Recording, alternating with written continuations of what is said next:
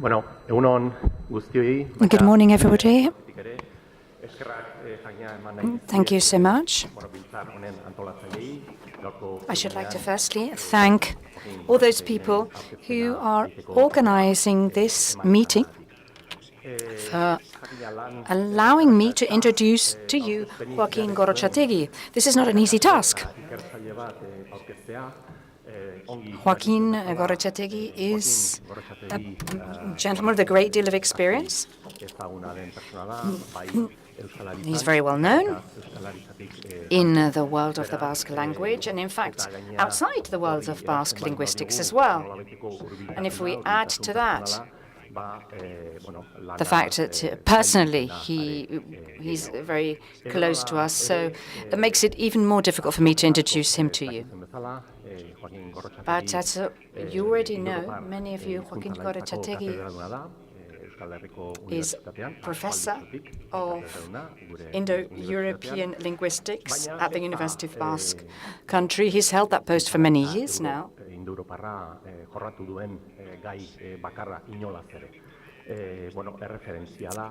But Indo-European linguistics isn't the only field that he's worked in. He's a benchmark figure in the study of Aquitaine in Paleo-Hispanic languages, in contact languages, ancient times, and in many other fields. Once again, Gorrochategui is an eminence. I'd say that beyond his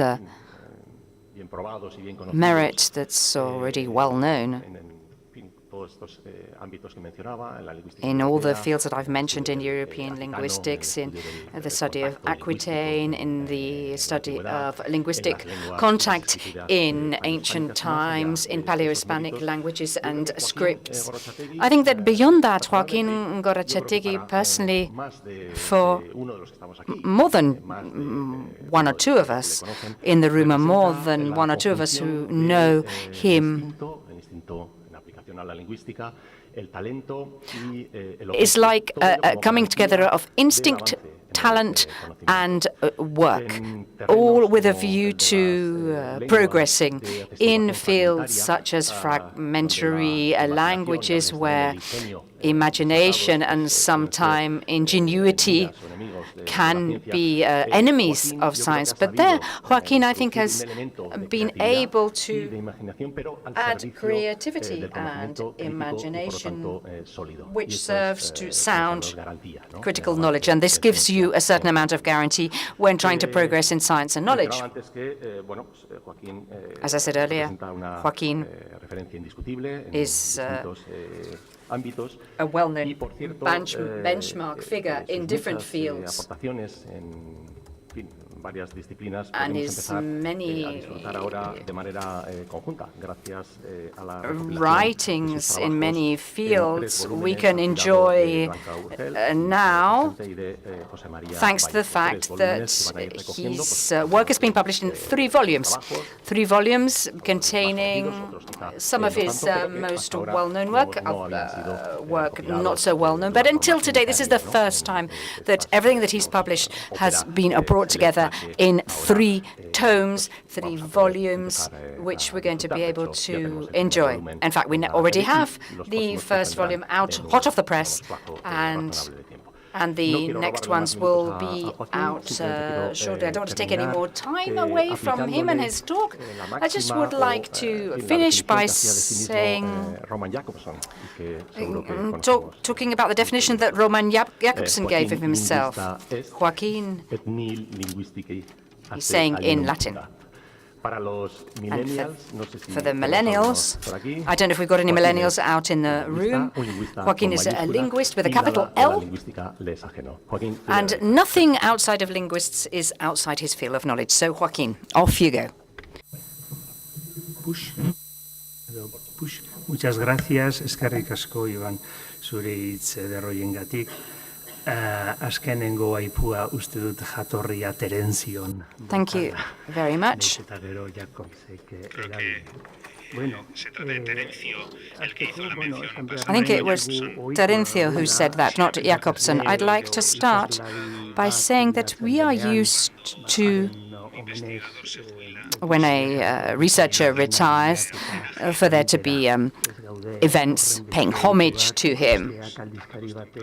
And we're not so used to doing that when a magazine reaches its 50th birthday. That's why it's so good that we've got this opportunity now to do so. It's fantastic that people that work on Fontes have decided to organize this Congress. I should like to congratulate you all and say thank you for having asked me to come and attend this Congress. So without further ado, I'm going to start. I don't know if you're going to like what I have to say, but I'll see what I can do.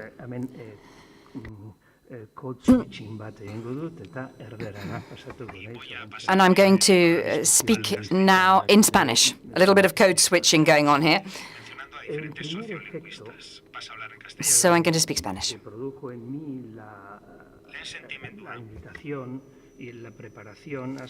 I'd like to congratulate the organizers of this event.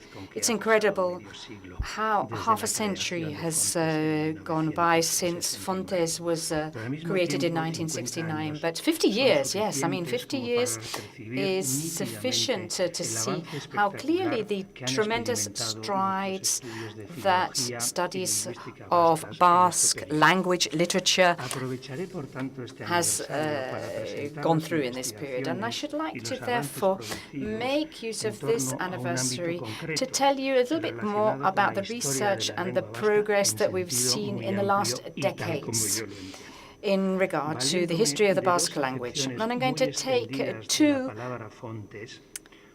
very broadly known meanings of the word fontes. One, which means documentary sources, written documentary sources, and another, which means the origin or the spring, the source of something. So I'm going to try in my talk to talk about two different but interrelated aspects. Firstly, the progress that we've made in our knowledge in the history of Basque language, which is based on historical documents and sources, and in addition to that, proposals to rebuild language prehistory and relationship with other languages. One of the characteristics of the history of Basque, which has been pointed out for many years now, is the tremendous imbalance that exists in existing documents. There are whole swathes of periods of this language in certain areas of this country without any evidence. This shortage, which was very noticeable 50 years ago, has actually been improved upon thanks to the discovery of new material. And in this work of text recovery, many learned archivists and people have taken part. People such as Aingeru Irigaray, Jimeno Urio, Satrustige, Apeceche, Ondaran, and P. Monteanum. These are just a few names of people from Navarre who have published research in Fontes. And it's their contribution that truly has enriched our repertoire of ancient texts. As for the type of material, these documents can be classified into two main categories. On the one hand, you've got sources written in Romance languages or Latin, and these can be used as a vehicle to transmit many Basque proper nouns, especially those referring to people or places. And then you've got other kinds of documents that provide texts in Basque. Usually these texts are very, very short. So the value of medieval diplomatic collections for finding out about the Basque language was made quite obvious in classical studies, such as the one carried out by José María Lacara in his masterly work entitled Vasconia Medieval. Unlike what happens with other Romance languages, in the case of Basque, there's a period of 5 or 6 centuries century between the diplomatic sources of the 10th century until the first texts in Basque in the 15th and 16th century, in which the linguistic material that you find are basically saints' days. In addition to the known cartularies, there are other publications of important archives.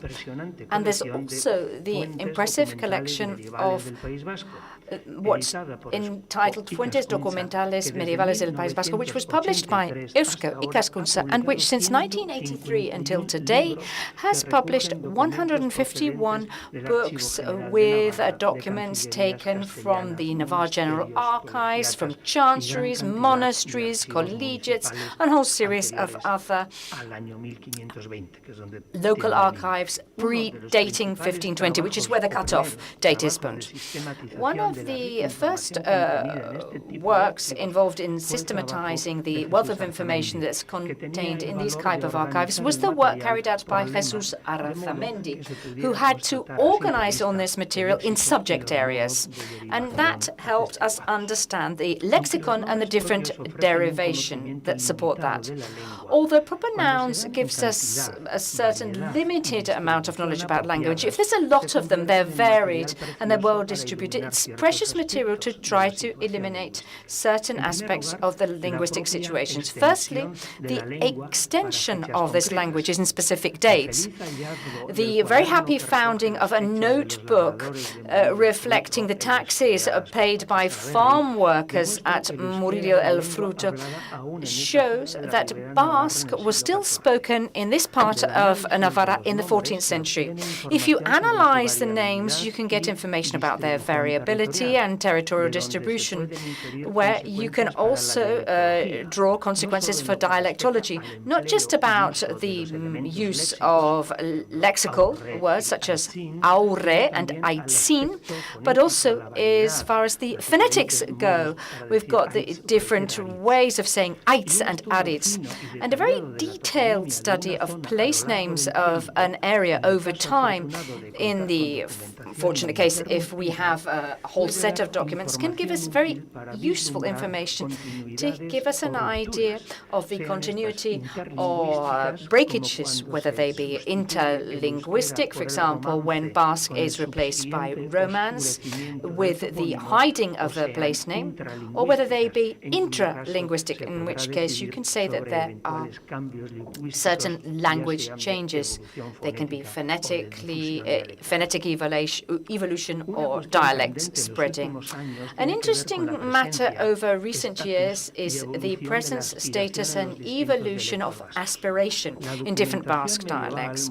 Medieval documents show a large presence of place names with explicit aspiration in the western part of the country, that is Álava, Vizcaya, and Basque-speaking areas of Rioja. There's no doubt that in many cases these kinds of spellings are the reflection of real pronunciation. However, we suspect that in other cases they're just written recourses to point out a morphological break or hiatus.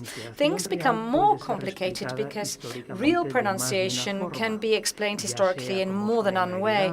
It can be an inherited phoneme or the result of the regular development of N between vowels, or the exhalation linked to the position of accent, or in many cases that the hiatus and the morphemes, such as in gau herdi, and also depends upon the way the letter H is valued in certain place names. Despite the difficulties of this onomastic material, there's no doubt that it's very valuable to illustrate crucial aspects of how Basque has evolved and how Basque dialectology has evolved before texts appeared. Other interesting kinds of material which predates or is sometimes coetaneous to the first text that we find in the 16th century are glosses, or Basque quotes that you see in work written in Spanish. An example of this is the one written in the Chronicles by Ibargüen Cachopin. In addition to eulogies and chants, there are expressions and explanations of Basque, Vizcayan noble surnames. For example, when explaining the place name Orobio, which is explained as Orobiok Egoin Dogu, which means both of us have done it, there you're giving the evidence of the existence of gold in Vizcaya. Or when Sedala is translated as not sea, which shows the negation of the format ze, with the imperative and the subjunctive. How much of this literary material is copied from written texts? There are also evidence reflecting oral expressions such as the insult spoken by Martín Ruiz de Basurto when he saw the bodies of the four children of Salazar who were being immodestly transported on a cart, which the chronicler leaves untranslated and just says, Odosok aurera, the pigs go ahead. There are other examples as well. In recent decades, there's been a considerable increase in the number of Basque texts from all eras and areas. And one worthy of mention is the manuscript by Juan Pérez de la Zaraga, which has a passage from a pastoral novel and 37 poems in Basque. This work that was recently published on internet by the MLV team has not only helped the very limited corpus from the 16th century grow, but has also given significance to a variety which had only been represented very poorly by Landuccio's dictionary, that is, the Alavan dialect. The thematic originality of its content also gives us a different panorama to refrains and to translations of his contemporaries, Betolaza and Leizarraga, with new aspects of vocabulary and syntax, but also maintaining morphological archaisms which help actually show more characteristics of archaic Basque. In general, what it provides is linguistic characters that are shared by the remaining Basque dialects, especially in expressions of tense, mode and aspect of verbs, which will almost disappear at the same time everywhere in the next period, and once again are used to provide clarity and clear unity of language. Together with the manuscript of Lazaraga, the 16th century corpus has also been increased by a series of brief texts, and I'm just going to quote, because of the originality of its subject and because it's been published in Fontes, the correspondence between civil servants working at the Navarre Chancellery, Martín de Zabala and Martín San Martín from 1415, and some interesting spy letters sent from Lower Navarre to the Castilian administration of Pampanga at the end of the century. Recent decades have also been characterized by an increase in research into philology, language history, onomastics, diachronic dialectology, which has been carried out by a series of researchers working at the universities that were set up in the Basque Country from the 1980s onwards. All you have to do is to listen to the disheartening report published by Sanchez Carrion Chipech, published in Fontes in 1974, about the situation of Basque linguistics and philology at that time, to see the tremendous change that has been brought about since then, both personally and in the results and research. It's not only critical publications of crucial works that have been made, and I'm not going to quote them now, but there are many very good ones. But also, monographic studies have been carried out on different aspects of Basque diachrony. For example, the emergence of determinate declension and articles, ancient Basque verbs, diachronic syntax of complex sentences, grammars or lexicons of specific readers such as Lazárraga, Elizalde, etc., studies on lexicology, on the dictionaries prepared by Larramendi, Harriet Pouvreau, etc., and dialect studies about speech forms and specific varieties such as the Basque in Álava, Basque in Lower Navarre, and in places such as Eslava. All of this ongoing research over more than 30 years has been crucial to begin to get a more precise idea of the history of language ever since its first evidence right up to the current day. And this has given its first fruits in a recent publication entitled Historia de la Lengua Vasca, which was written by a group of lecturers from the University of the Basque Country, Po and Navarre. Although the undertaking was a very ambitious one, we've been able to prepare a book which deals not only with external aspects and historical aspects, which gives us a socio-cultural context as well, but also internal ones about the systematic evolution of different fields of language, without forgetting other things such as the nature of sources or spelling. The characteristics of our history have also forced us to deal with certain matters which are not normal in other past stories, such as the role of linguistic ideas about the Basque language and how this has had an influence on the language through the products prepared by lexicographers, grammarians and reformers, a section which we've called language ideas and grammatography. Finally, we've explained quite clearly both the external and internal criteria which we've used to draw up the different periods in history. Perhaps the most new proposal has been this separation between what we call archaic Basque, in which we've grouped together those documents which, independently of when they appeared, refer to a language state between the 14th and 16th century, and the classic period from the 17th century onwards. That's because of the innovations which the language undergoes, especially in its verbal system.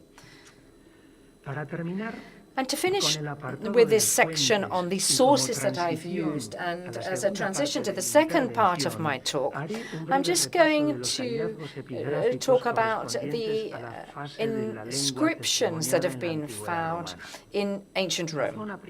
The main area of Aquitaine onomastics that we know can be found in the central Pyrenean valleys of the northern side of the Pyrenees have been enriched by the unexpected appearance in Hagenbach, Germany, of a treasure of votive laminates dedicated to Mass with people whose the parentage of their name seems to come from Aquitaine.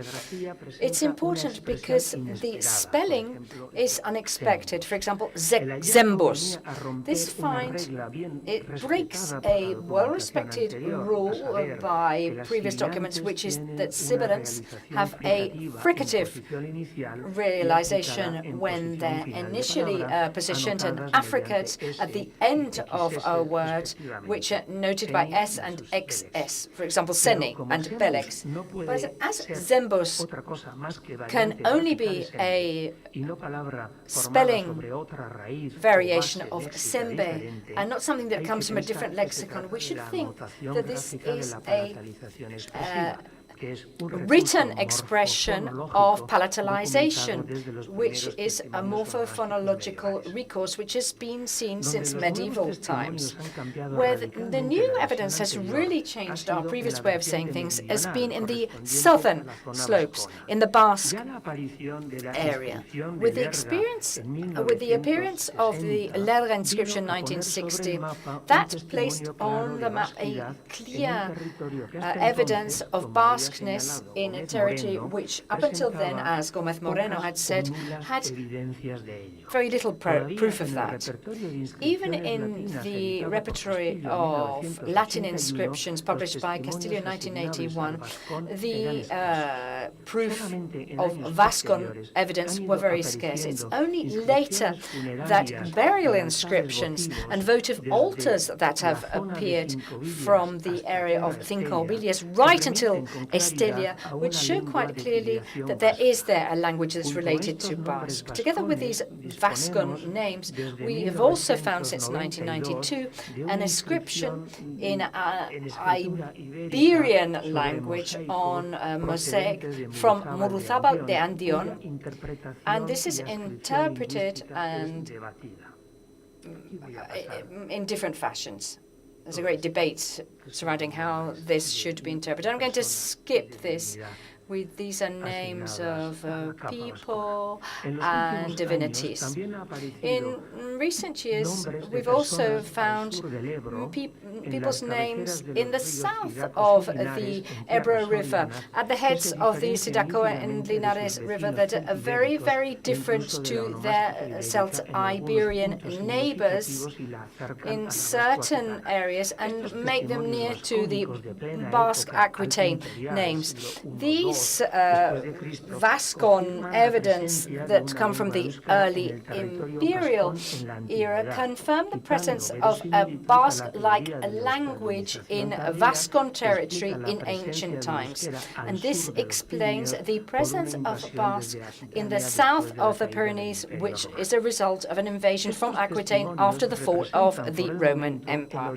This evidence is the oldest documents that we have of Basque language. At the same time, we've got the impression that there's a certain continuity between that stage and perhaps the next stage, the medieval one, supported by the drastic difference in the territorial expansion and the nature of the material from one era or another. The result of this is that whilst medieval evidence of historical euskalaria are considered just part of Basque, the presence of Aquitaine names in the Euskera family has to be proven using linguistic comparison. In other words, we have to establish cognates between those terms that belong to both sets and then research the relationship between them.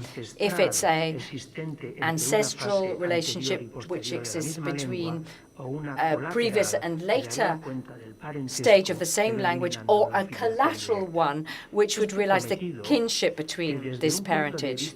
This task, which from a theoretical viewpoint is quite clear, is actually very difficult and virtually impracticable when what you're comparing are not texts that can be compared of a language, but onomastic material which lack the semantic side of things and which comes from areas which are not exclusively Basque-speaking. In these circumstances, you have to use what are called evident cognates, which have very little difference between the phonic differences. For example, the expression of family relations, gizon, andere, and neskato. And these are aligned without any kind of contradiction with other contextual data, such as gender or cultural environment. Once the hard nucleus of cognate have been decided upon, the set can be broadened thanks to other hypothetical cognates which still meet the contextual guarantees. For example, when the proper noun of a name Andoxus and its derivatives Andostens and others, we isolate the element dots which is present in the masculine name of animals such as ordots, bildots, or andosko. The second argument of relationship is offered by those cognates have a slight variations. So, for example, you get in Aquitaine, sembe, in Basque, seme, or in Aquitaine, sene, or Basque, sei, sein. Finally, you add the identity in the set of suffixes in the phonological system. All of these arguments applied to comparing material from Aquitaine and Basque and trying to prove that they are related proves that they are related, and they cannot be proved as they're having any relationship with Iberian. As you can see, this is a very conservative procedure in which cognates are accepted those Aquitaine elements that do not contradict historical Basque nor standard reconstruction of Proto-Basque, but actually reinforce it. And because of that, it's been considered that Aquitaine is a variety of a language which is very closely related to Basque, and for practical purposes, as Trask would said, could function as the initial stage or the ancestral stage. This is a result of applying the method, of course, in which cognations, evident cognations or kinships are more important, and those in which the Basque correlate can be derived unequivocally from the Aquitaine variant. We shouldn't forget that in Aquitaine there are many names which a Basque correlate haven't been found for. So that might encourage the idea that Aquitaine is not an ancestral stage of Basque, but a near relative that disappeared during the medieval period, as Campbell suggested in 2011. Although it could be said that this is due to the fact that Basque has lost a large part of ancient material during this transition period. It would be more variable if we were sure of their cognation, and those correspondences that had shown Basque variances that can't be directly derived from Aquitaine forms. Perhaps here we could talk about aher in Aquitaine, in Basque aker, or in Aquitaine arixo, in Basque hareitz, and other variants.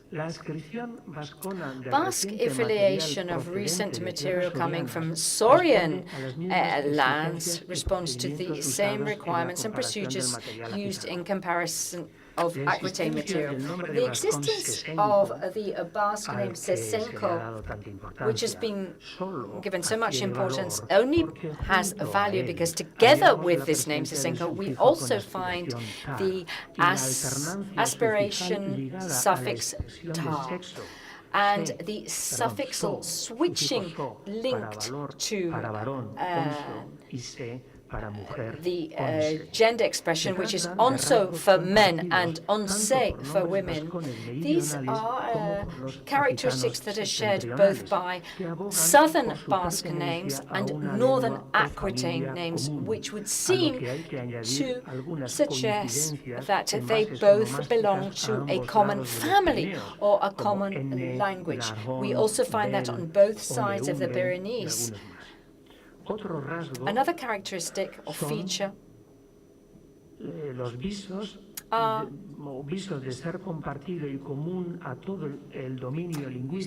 the apparent dative ending, I or he, which you find in several theonyms in both sides of the Pyrenees.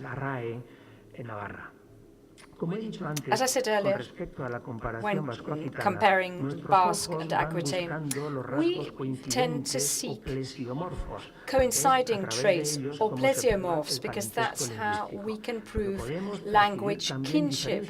But we could also find differences, such as the assimilation of the group MBMM only in the Basque-speaking area and not in the Aquitaine area. Or the suffix to form female names, ella, which you only find in Aquitaine, as opposed to se, which is in all the area, or the use of andots in the meaning of dominus when talking about animals, which is probably not shared by Basconics. The scale of these differences it's difficult to know if you just think about the nature and the fact that documents are very scarce. I'm now going to talk about a different subject. It's very interesting to look at the increasing interest in Basque dialectology, especially diachronic dialectology. This dates from 1981 work by Michelina on common language and Basque dialects. Ever since then, the common opinion is that the origin of Basque dialects cannot date back to antiquity, nor can it be an expression of tribal divisions in pre-Roman eras, but actually comes from a common language which chronologically would probably be located between the Aquitaine phase and the visible fragmentation between the first medieval documents. Researchers such as Koldo Zuazo and Iñaki Camino have carried out valuable studies on specific dialects that have been badly studied, such as the Basque language in Álava and different Navarra dialects, such as that which is found in Borunda, Sakana, Lower Navarre, and in different speeches that currently exist and have disappeared in Upper Navarre. It's thanks to Zuazo that we've got a new classification of current dialects, which was published in Fontes in 1998, which tweaks to a certain point the classic approach taken by Bonaparte. What it does is it explains the criteria to choose isoglosses, and it helps us better understand the result and appraise the opportunity of the choice. So, if the aim is to offer a comprehensive view of current dialects and language synchrony, it seems a little bit too drastic to limit isogloss just to those innovations that are extended over territory, because there are archaisms that can also be used to define a dialect or variety. Basque dialectology has made many observations about the age and extension of isoglosses based on medieval toponyms, for example, the differences between berri and barri, and ancient texts, giving proof of the expansion of some and the regression of others with the passage of time.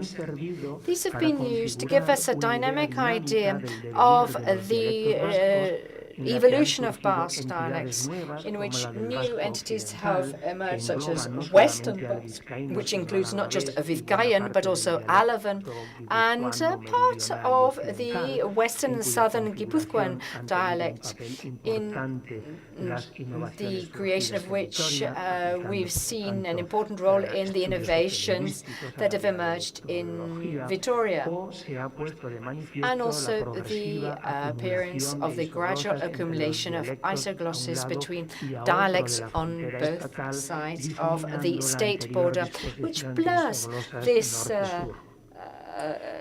laying out of isoglosses in the north and the south that existed earlier. But let's not forget early medieval Basque. We've got a phylogenetic tree in which each dialect escission is justified by established chronology innovations. It's thanks to La Cara from a study in 2014 that we know about the need for this work in an article in which he proposes that the main milestones of the history of Basque evolution would be to establish the linguistic changes between Proto-Basque and Common Basque, but first having defined the characteristics of the latter, to propose afterwards a sequence of binary escissions. We have to understand here by Proto-Basque as the reconstructed stage after a dialectal comparison according to methods of internal traditional reconstruction, and Common Basque, that a previous state before fragmentation, which brings together all the traits in successive dialects. The difference is subtle because both language states are due, except for some aspects, to internal reconstruction. The situation is different to the existence of, for example, Indo-European or Proto-Indo-European and Common Germanic, because Proto-Indo-European Indo-European is the result of the comparison between languages of the whole family and the latter, the stage or ideal phase, which brings together all the traits, common traits of historical Germanic languages. When more phonological alternations have been conserved in all of the daughter languages, we can rebuild internally a stage which doesn't change, which predates the common language state, which appears in the alternance of inheritance. For example, we need to project to common bus the existence of a form for males, which is sehi, with aspiration, with nasal vowels. But as of the example of the amorphous sen and others, we can rebuild a protobus seni and propose a change n or h into vowels in the going from one state to another. And we've got also the knowledge of the Romance. That allows us to put the emergence of article and declination, determined declination, in the stage of common Basque. But if we only had internal information of Basque dialects, and we reach the conclusion that this is an innovation due to grammaticalization, we wouldn't know where to put it chronologically. In this work, in Lacara's work, and in his chapter on the history of language, he makes methodological, he points out methodological precision, which are very important, such as the very limited use of the notion of election to choose the dialectal history because of its chronological neutrality. But he explains eloquently in the case of auxiliary verbs such as egin, esan, eiron, he gives each element a load or a polarity which is useful chronologically. In his proposal for a tree, for a linguistic tree, he proposes that occlusives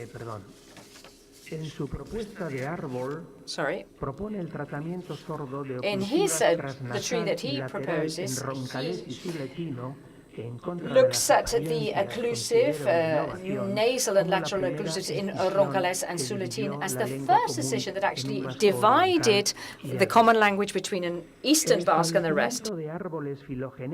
The establishing of phylogenetic trees is a field which gives us all kinds of different opinions because it depends upon the appraisal of each isogloss by the linguist and its chronology, its characterization as a shared innovation, whether it be parallel or disseminated, and the specific weight that the person gives to this isogloss, or the set of isoglosses.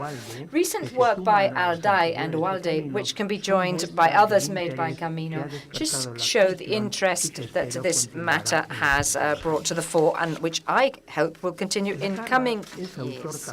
Lacara has also written several studies which try to broaden the horizons of our linguistic prehistory by rebuilding stages that are older than those that were achieved by the reconstruction of mutilation.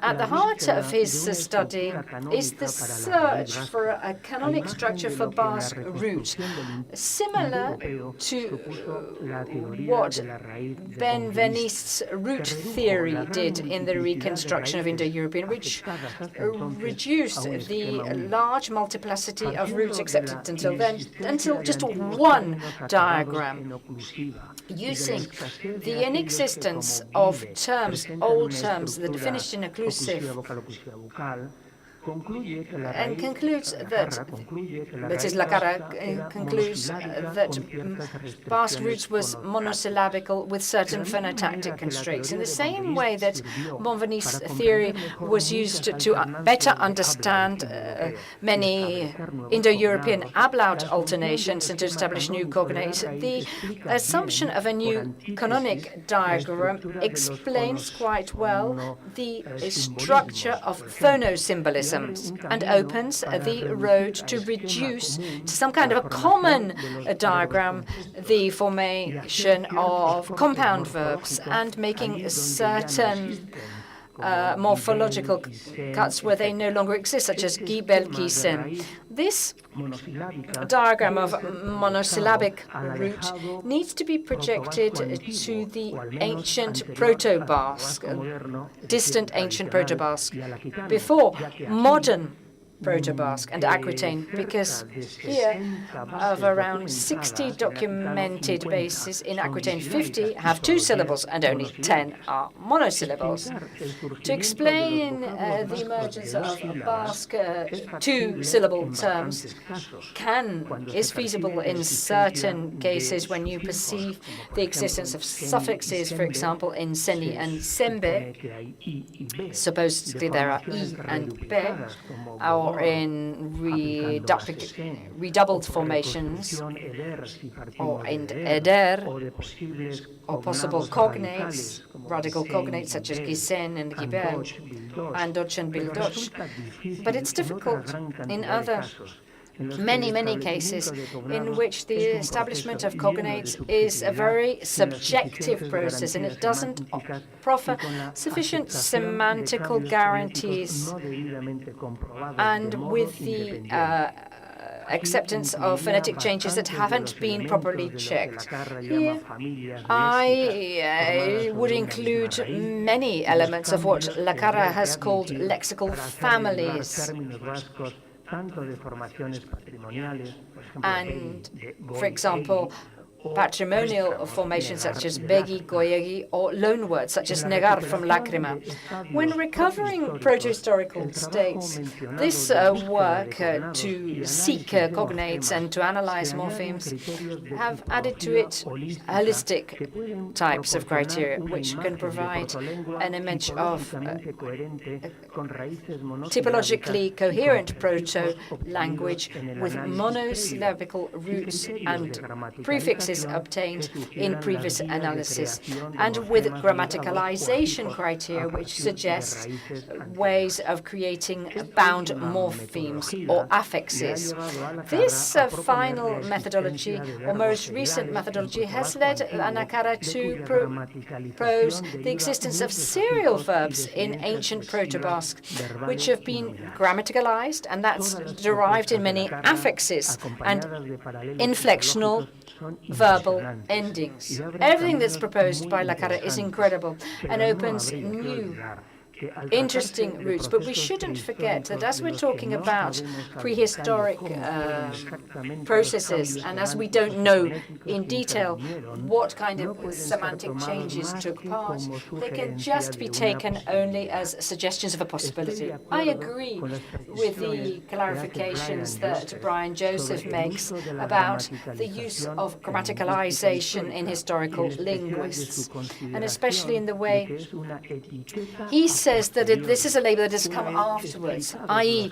once the changes have been explained in traditional terms of phonetic and analogy laws. I fear that the age of these processes that we're beginning to see, if they're true, and the possibility of being able to compare with other members of the family is going to make it very difficult to talk about certainties when we talk about Common Basque or modern Proto-Basque. I just want to now say a few words about kinship. One made by Blevins, who talks about the idea of an Indo-European Euskarian family. Lacara has criticized in much of his work many previous hypotheses, for example, by Moban or Feneben. Moban published in Fuentes. Blevins is a professional linguist who's a great deal of experience in phonology, and she's written, what's more, a book, a very structured and well-organized book. She doesn't propose, unlike Forney, that Basque belongs to the Indo-European Indo-European family of languages, but that rather both sets, one on the one hand, Basque, on the other hand, the Indo-European family, are heirs of a common ancestor. The first problem is that Blevins accepts Proto-Indo-European reconstructed by specialists, but she believes that she's entitled to rebuild Proto-Basque, which is older than that made by Michelena, along the lines of La Cara, but actually completely different. The difference is that she proposes a Proto-Basque phonological system with P and M, and without the dorsal sibilant that we write as Z in Basque. The main reason is of a typological nature or structural nature. For example, that's what she says at the beginning of her arguments. For example, to accept M, she's based in the typological unusualness of bilabal nasals, and to put to one side Z, she's based on the sibilant distribution at the end of words. For example, she uses belts, hearts, and yins, but there are no words that end in LTS. However, Iberian is a very eloquent counterexample of the weakness of this typological kind of an argument, since in those inscriptions written in a Greco-Iberican alphabet, there's not one single word with uses M, nor is there a word with a P, whilst there are notes of two sibilants and two vibrants, a system which is very, very similar to standard Proto-Basque. What's more, although the dorsal sibilants at the end of the words could be explained as laminalization after a sonorant, for example, bells becomes belts, there are minimum pairs such as ats and ats and its or its without any evidence of a sonant in the coda or auslaut. And however big or small the performance of this phonological opposition is, if we cannot reduce it by laws without an exception to one single previous phoneme, the comparative practice means that we should rebuild two protophonemes. For example, the typical case of triple velar stops in Indo-European. Blevins herself is aware that typological parallels are not determinant when making a genetic comparison. In fact, she makes an effort to try to find internal cognates that are expressions of allomorphs of ancient roots. The terrible problem is in cognation, in the fact that she admits these comparisons as cognate morphemes, because it's there.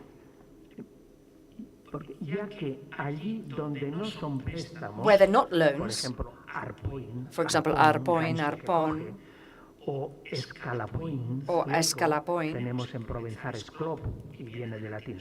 This comes from Latin esclopus, nor those that can be explained by other more justified segmentations. For example, when she segments orpo, horbo is what she justifies, except the hor, which means back part, and po, which means foot.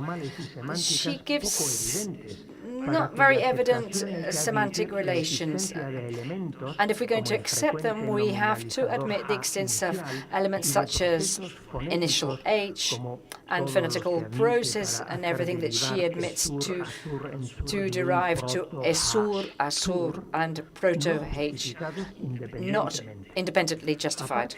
Apart from the problem of loan words, because, for example, she talked about Sala from the surname Salazar, which we find also in Saavedra and Asmo and Susmo, which obviously come from ancient Castilian dating back to Proto-Basque. The erroneous interpretations, such as interpreting Isper and understanding negu as night instead of winter, which is what it means, or gori as bright red instead of burning or boiling, which is what it means. And it's explained by the fact that urgoria explains it. Blevins takes Michelena's Basque General Dictionary as a very wealthy mind, which she uses to use comparisons without looking at chronology nor the general local nature of the words. In the second part of our book, she compares Proto-Basque and Proto-Indo-European. And the first comment is Blevins has just rebuilt phonology of Proto-Basque without broaching its morphology. It's quite common to do this in compared linguistics and to start comparative works using just a minimum base of morphological correspondences if both languages at least have sufficient morphological material, which is the case for Basque and Proto-Indo-European. All Indo-European languages have evident similarities in their verbal endings and also in the present aorist. For example, mi, si, tin, ti. And also the nuclear nominal endings for nominative, accusative, genitive, etc. So it's useless to try to rebuild the morphology of an ancient language. It's also very surprising that Basque, which according to her, has maintained intact for over 6,000 years, a labile phoneme, which is aspiration. Remember the name of bear is the Proto-European Indo-Euskarian, beher, and then becomes bear in Indo-European, or llevar. So it's very surprising that Basque, which according to her has kept intact for over 6,000 years, this aspirated phoneme and hasn't actually lost any ends to the words, doesn't show any traces or indications of any of the morphemes, inflected morphemes present in Indo-European, nor vice versa. For all of this, although it does have some phonological and prosodic analysis, and I should like to also thank her for the way that the material is presented. Her hypothesis, which supports the idea of some kind of kinship between Proto-Basque and Indo-European, doesn't have sufficient evidence to actually prove this. Sorry, I will finish. In recent years, there have also been comparative proposals that have affected ancient languages in the Iberian Peninsula. And I'm not going to stop and talk about recent attempts. This has been very striking to relate Southwestern script, also called Tartessian script, with Celtic languages, as is proposed by John Koch.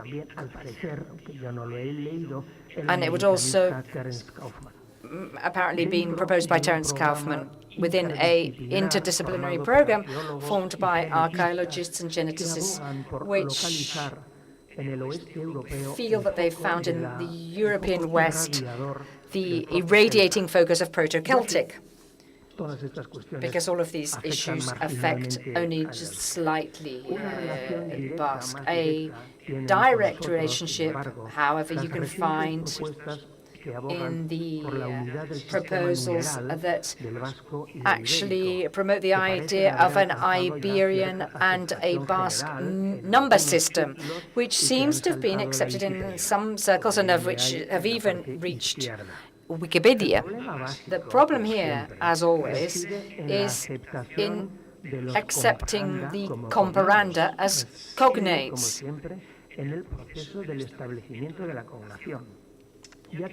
Because that, of course, that depends not on the words itself or the terms itself, because the Iberian language hasn't been deciphered, but on an interpretation based on contextual epigraphic factors.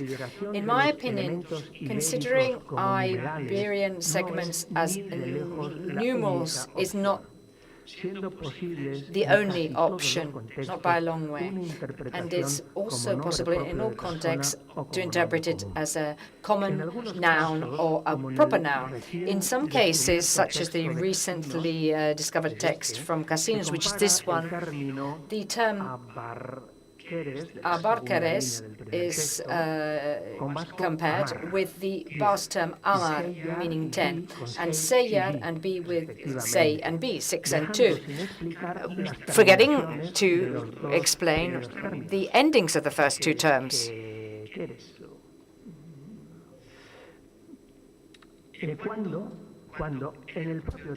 When in the text itself we do have a number series which is easy to understand. It comes in the first line, where you can see after aitusin, which is a person's name, with the suffix ka, a very well-known suffix in Iberian, there's a and then 8. And then 8 lines indicating a figure. A is an expression of a metric unit, of a quantity. This metric quantity unit appears in the other part of the inscription, on the back of the inscription, on the final line. A represents a certain metric unit. O represents another metric unit. So those are the numbers. So it would seem that the other can't be a number, but they're different elements. The soundest epigraphic justification so far for me can be reduced to the legend Erder, which is found in some semises and ases from Lerida, which might mean medium or middle. The main aim of what I've just said has been to explain the incredible progress that Basque language has gone through over recent decades as far as source and studies go, in which the magazine Fontes Linguae Vasconum has contributed in a significant way ever since its first issue. Professionalization of researchers in the framework of universities created in this country has contributed a lot to that. Basically, I'd say it's the main factor, which can be perceived also as a progressive quality of the contributions of a magazine to the field of comparison and linguistic diachrony, something which is obvious if we compare the work of the 1980s and 90s with the most recent work. So I'm hoping that Fontes in the future will still help Basque, will here to help us know more about Basque. Thank you so much.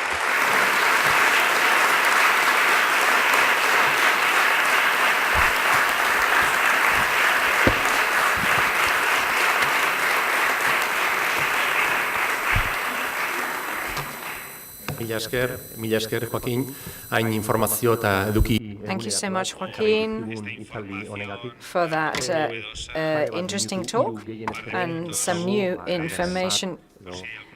2 or 3 minutes if there are any questions, if you've got any questions or make any comments, if anybody is willing to break the ice. Un comentario en torno a lo que acabamos de escuchar. Sí, bai, aurrean.